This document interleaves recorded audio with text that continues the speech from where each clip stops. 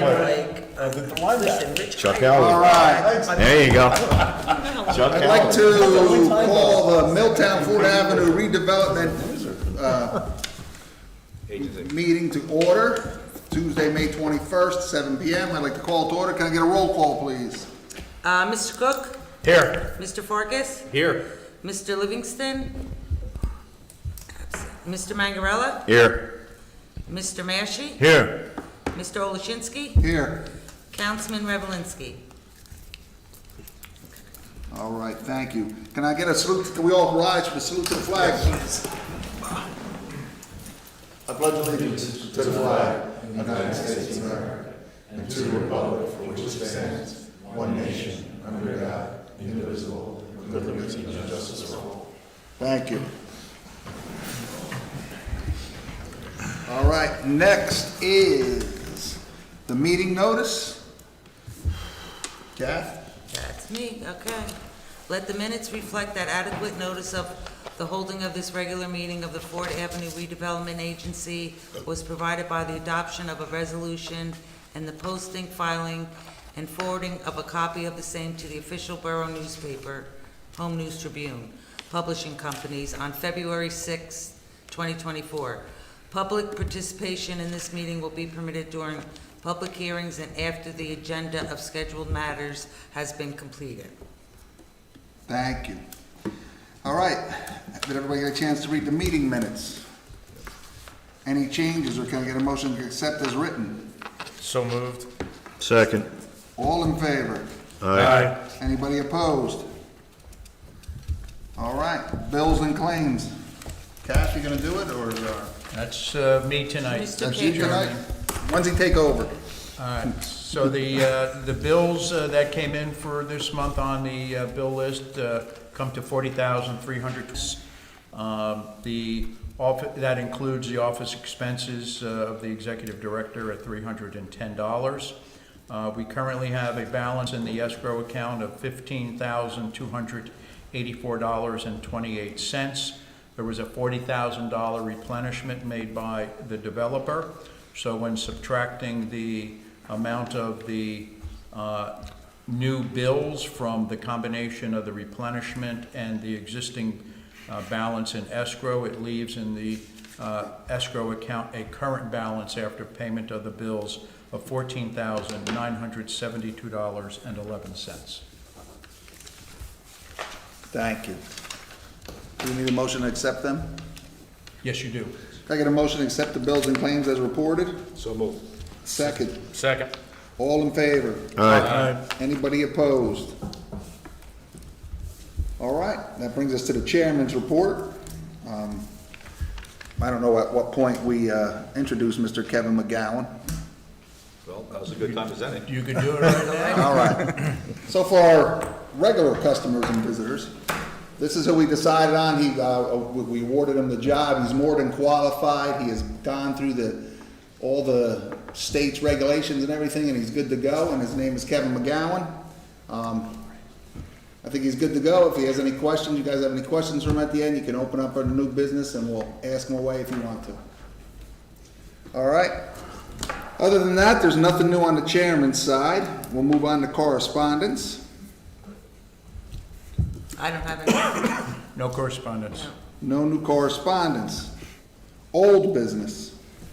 Mr. Chairman, I have an update on the litigation. My suggestion is we do it in closed session. It will not take long, and then we could brief the public on that status when we re-enter into open session. So with the chairman's permission, I'll read the resolution to go into closed session.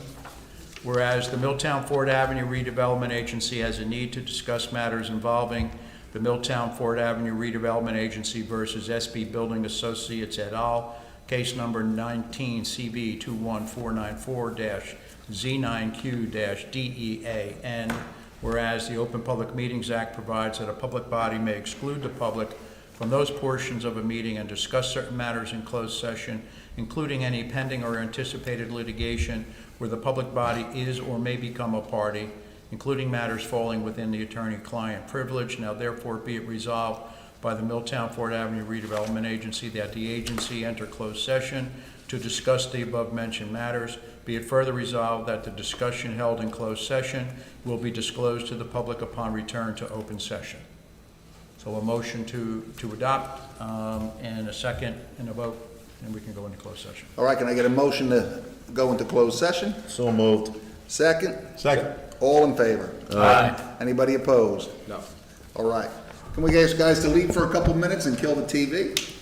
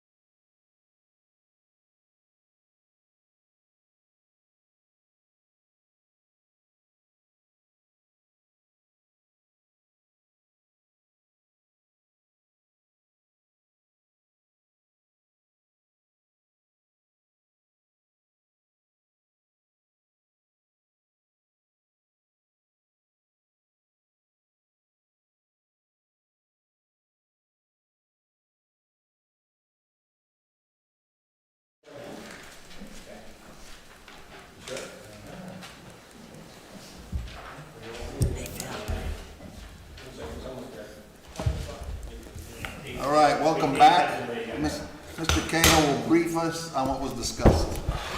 During closed session, I gave the members of the agency an update on the federal condemnation litigation. I discussed that there were a number of motions filed by both parties. They're referred to as in limine motions. They were contesting some of the positions of the various expert witnesses. Both sides have experts. The redevelopment agency has a planner, a appraiser, and a environmental demolition expert. The property owner has the same three types of experts and also has a realtor.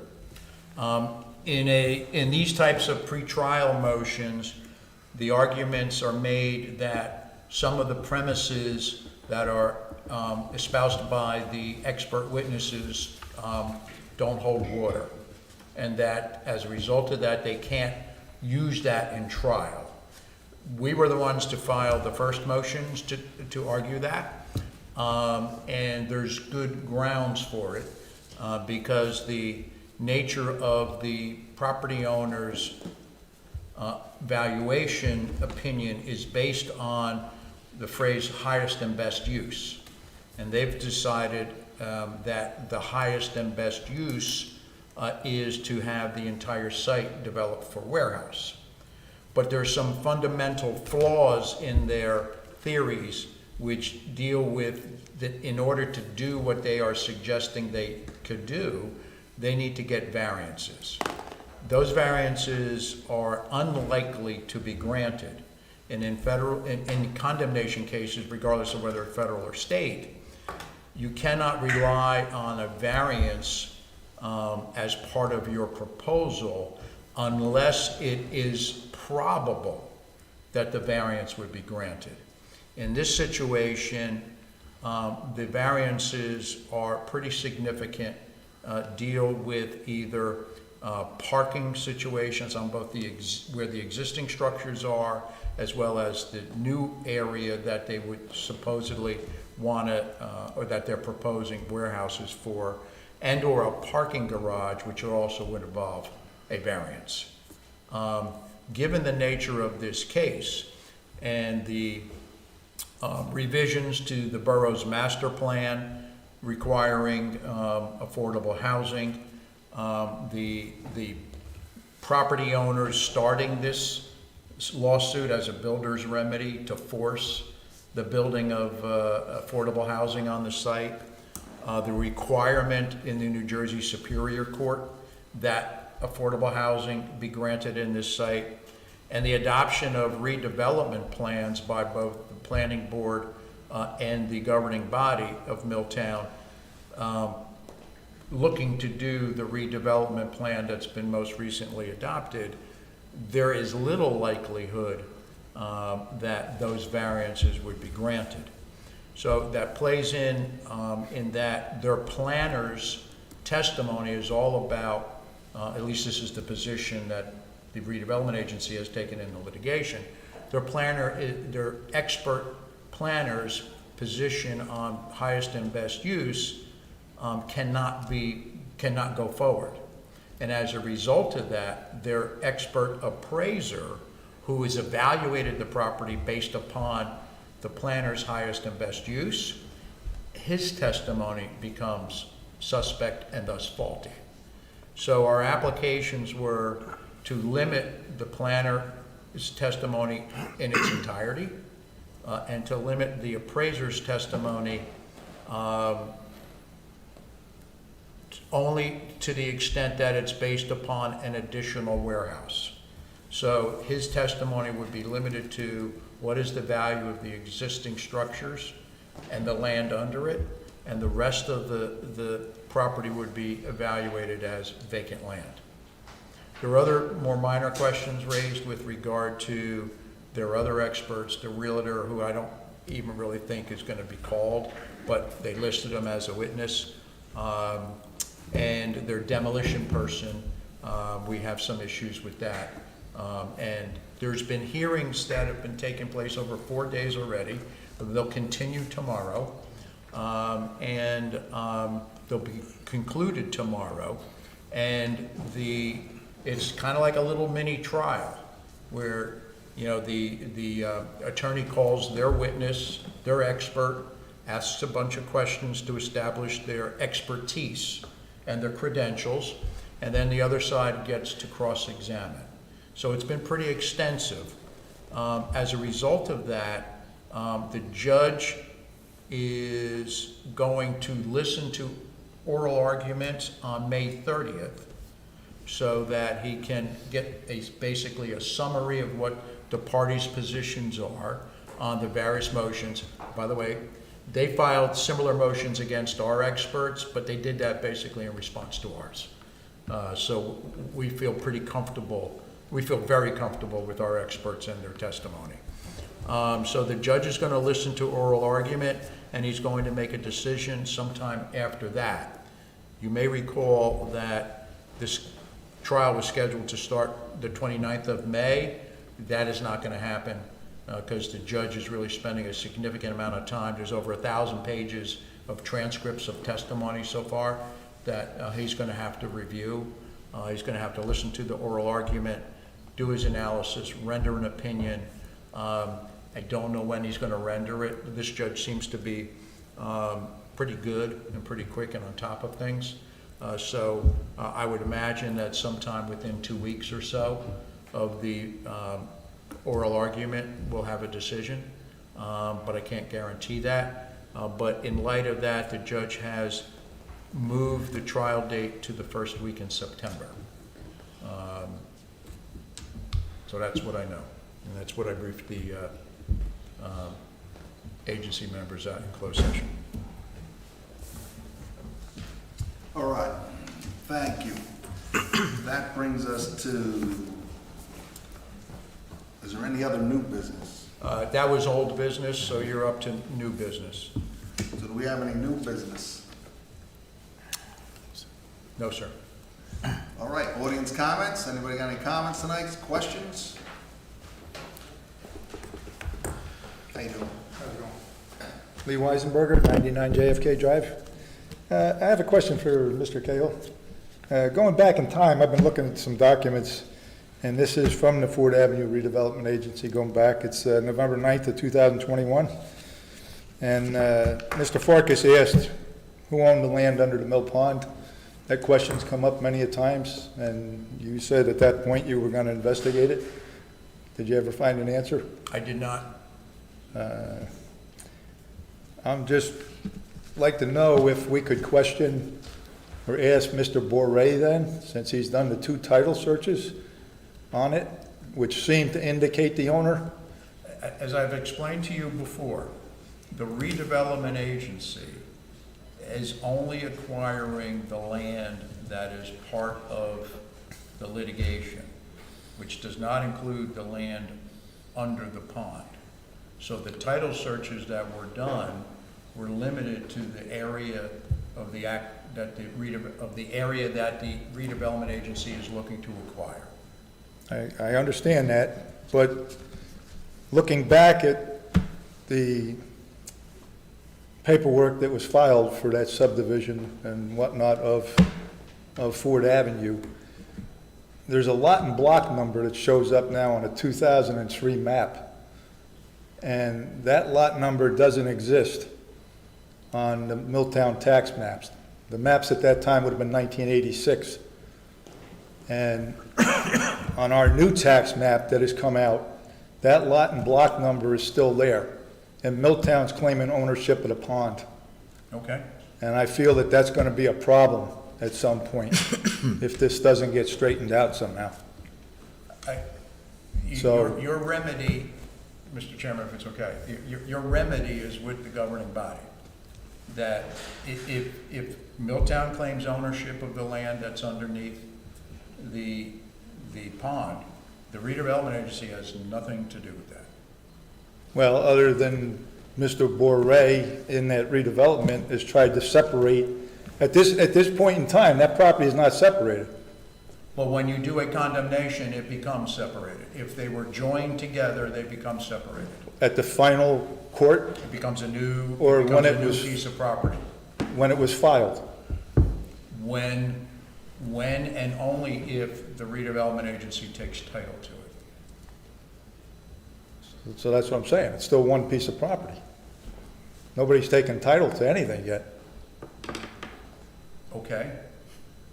So your premise is that if Milltown owns it, No, I'm not saying that, I'm saying Mr. Berger still owns it. okay? So, like I said, but a new lot and block number is showing up for that property now, the pond. Okay? And I don't understand how that can exist, It is not a redevelopment agency issue. okay? So we'll go to the council then. Appreciate it. Okay.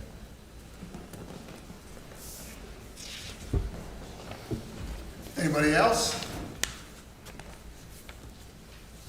All right, that brings us to member comments. Any comments from the members? Yes, Mr. Chairman, Gary? just real quick, I would like to welcome our new executive director, Mr. Kevin McGowan. Thank you, sir. You'll all get to know him as we know him. Seems like to be a great guy. He's going to do a great job, and he's going to take this thing home to the finish line for us, all right? Thank you, sir. Welcome. Appreciate it. Thank you. All right, anybody else? All right, that brings us to adjournment. Motion to adjourn? So moved. Second. Second. All in favor? Aye. Any opposed?